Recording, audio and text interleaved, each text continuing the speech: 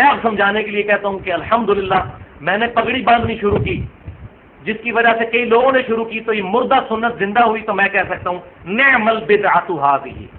کیونکہ صحیح بخاری اور مسلم کی متفق علیہ حدیث ہے، آپ صلی اللہ علیہ وسلم نے فتح مکہ کے موقع پر کالی پگڑی باندھی ہوئی تھی۔ المستدرک للحاکم میں صحیح سند کے ساتھ ہے، سیدنا سعد بن ابی وقاص نے سفید کلر کی پگڑی باندھی تو اس پہ شملہ نہیں چھوڑا تھا، یہ شملے دو، تو آپ صلی اللہ علیہ وسلم نے کھول کر اپنے مبارک ہاتھوں سے ان کو باندھی سفید کلر کی پگڑی، اور ایک چپے کے برابر شملہ چھوڑا اور فرمایا سعد اس طرح پگڑی باندھا کرو، خوبصورت لگتی ہے۔ تو اب یہ مردہ سنت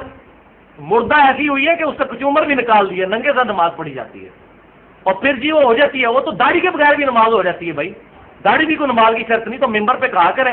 کہ بغیر داڑھی کے بھی نماز ہو جاتی ہے، تو اسے کہ نہیں اس سے تو سنت سے نفرت پیدا ہوگی، تو یہ سنت نہیں ہے، اس سے نفرت کیوں پیدا کرواتے ہیں؟ یہ کیا کہ ننگے سر نماز ہو جاتی ہے؟ یہ تو بریلوی تو بندی بھی نہیں کہتے ہیں ان کے علماء بھی کہ ننگے سر نماز نہیں ہوتی ہے، لیکن مسئلہ یہ ہے کہ اگر کوئی اپنے آپ کو سنی سمجھتا ہے یا کہتا ہے میں اہل سنت یا اہل حدیث ہوں تو حدیث پر عمل کرے، اور میں نے یہ چیلنج کیا ہوا ہے تمام علماء کو کہ آپ صلی اللہ علیہ وسلم سے ایک رقم ننگے سر ثابت کریں۔ ہاں جب آپ صلی اللہ علیہ وسلم کے پاس وسعت نہیں تھی تو ایک چادر میں بھی آپ نے نماز پڑھی ہے، اس وقت آپ کا کپڑا نہیں تھا، آپ کے پاس اگر کپڑا نہیں ہے، واسکٹیں اوپر چڑھائی ہوئی ہیں، گونے وہ عورتوں والی اوپر چڑھائی ہوئی ہیں رنگین کلر کی، صرف چڑ جو ہے وہ ٹوپی اور پگڑی کے ساتھ ہے، اور یہ رومال بھی جو سرخ باندھ رہے ہیں جائز ہے، لیکن یہ سنت نہیں ہے، سنت پگڑی ہے، یہ چادر سفید کلر کی اوپر لی جائے یا ٹوپی رکھ لی جائے۔ تو اب اپنی چیزیں اس طرح عام کر دینا اور سنت کو پسے کچھ ڈال دینا کہ جی وہ چونکہ بریلوی باندھتے ہیں اس لیے ہم نے پگڑی نہیں باندھنی، یہ تو بات غلط ہوئی۔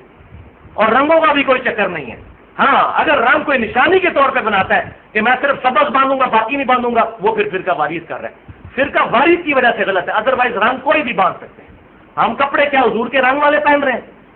یہ تو کسی نے نہیں کبھی غور کیا کہ آپ صلی اللہ علیہ وسلم نے اس رنگ کے کپڑے پہنے ہیں۔ سبز پگڑی سے چیڑ ہو جاتی ہے کہ یہ سبز ثابت نہیں ہے، وہ بھائی نہیں ثابت، آپ سفید اور کالی باندھو تو صحیح نا، اس طرف تو آؤ۔ اس پہ ڈاکٹر ذاکر نائک کا ایک پورا لیکچر ہے بہت پیارا، اس label shows your intent wear it. اگر گیٹ اپ لیبل جو ہے آپ کے اسلام کو شو کرتا ہے تو یہ تین چیزیں آپ کو پہننی چاہیے، سر ڈھانپنا،